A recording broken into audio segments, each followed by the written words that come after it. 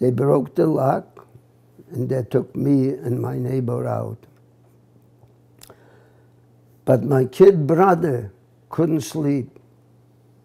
So he came down, and just when they broke out, took us out from the store. And they put us in the factory where my father used to work. And I told to my kid, you go home, tell Dad and Mom that they found us. And from there, we went to the factory. From the factory, we went to Lodz. The only thing is, they never tell you where you're going.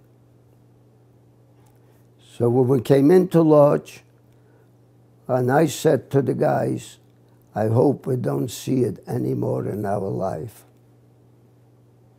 People laying in the street, no food, no water. They all look so old. I can't tell you that. And then they say to us, take your stuff, pack it up, and go downstairs. And they took us on a bus or a train. I don't remember what it was. And they take us to the first camp. It was Benchen. And we go into work normally. And one day we come home from work. We have supper. We'll go up. We sleep at night.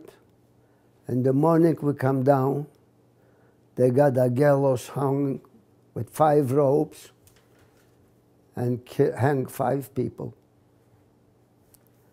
Among those 5 people, there were 3 brothers there. One was hung. Then suddenly there is something, you know, the guys look like you see in the movies, the bones and things. And they come up for an appel and they pick up the ones who are weak, who can't work anymore. And they said they're going home.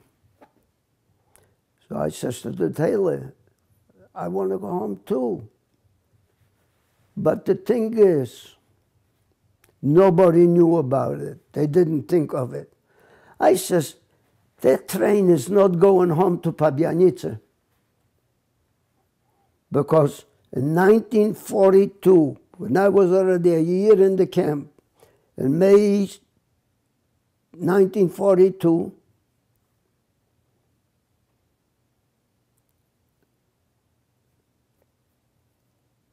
they liquidated the ghetto.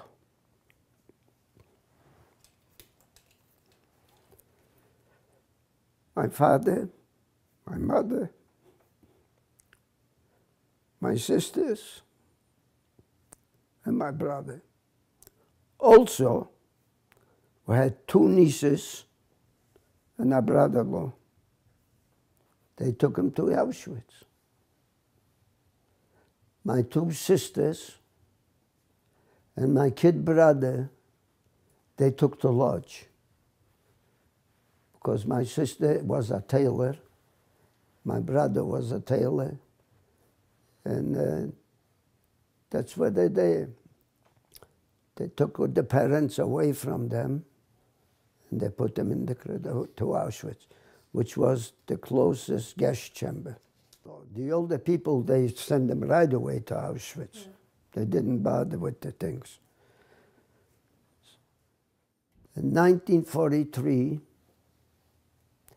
we were left 78 people from the 230. And they said to us, pack your gears, we're leaving. Where are they going? Well, they're going to another camp. That other camp, when we came there, we could smell the fumes from the human beings. That was Auschwitz. The grass and the outside was white, not green.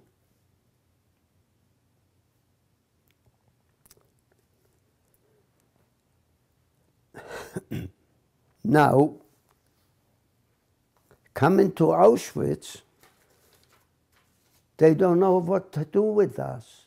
They didn't get the papers probably. So they drive us like this, 3 times to the crematoriums and 3 times back to the camp, back and forth for 3 times.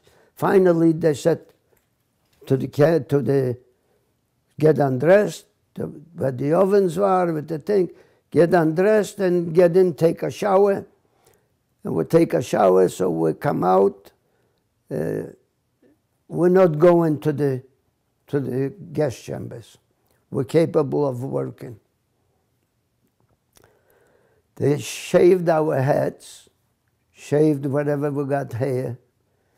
They put some kerosene on us. My body was burning fire. Then they put us in a line, and they gave us the numbers on the arms. I got one. I got the number 129, 320.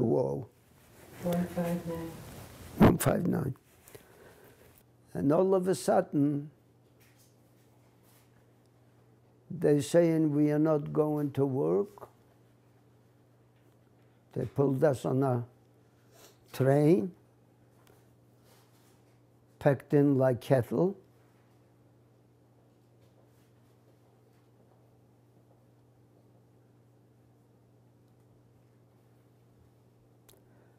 And the train is about close to 3,000 people.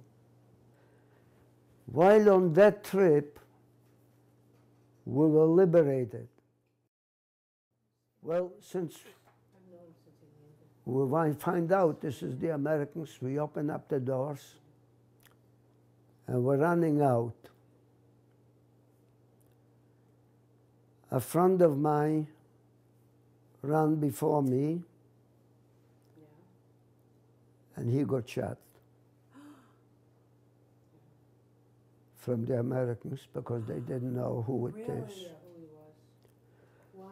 So that was my setting, Oh my gosh.